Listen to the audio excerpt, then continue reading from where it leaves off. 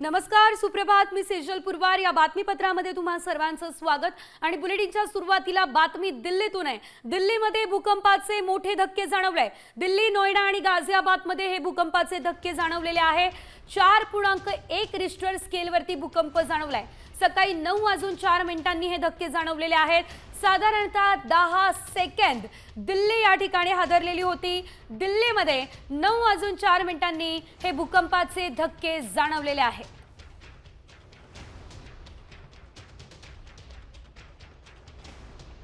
दिल्ली, नोएडा आणि गाझियाबादमध्ये हा भूकंप झालेला आहे. दिल्लीसह आसपासचा जो परिसर आहे, जसे की गुरगाव या ठिकाणी सुद्धा काही धक्के जे आहेत ते सुद्धा जाणवले असल्याचं कळत आहे. दिल्लीमध्ये भूकंपाचे मोठे धक्के जाणवले असून दिल्लीच्या आसपासचा परिसर सुद्धा या ठिकाणी हादरलेला आहे.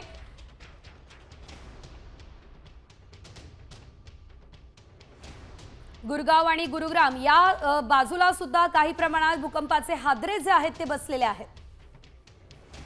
हरियाणाच्या झज्जरमध्ये सुद्धा भूकंपाचे धक्के जाणवलेले आहेत. उत्तर प्रदेशच्या मेरठमध्ये सुद्धा भूकंपाचे धक्के. हरियाणाचं झज्जर भूकंपाचा केंद्रबिंदू आहे. मेरठ, शामलीमध्ये सुद्धा भूकंपाचे धक्के जाणवले.